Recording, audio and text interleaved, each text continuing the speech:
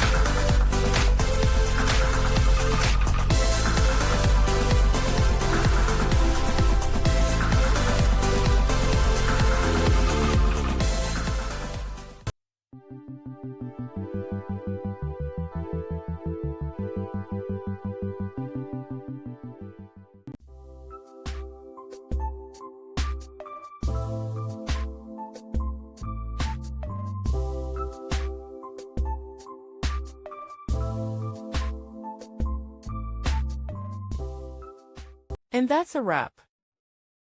I hope you found the answer you were looking for. If you did, take a second to hit that subscribe button. It really helps out. And let me know in the comments which solution worked best for you. See you next time in the debug zone.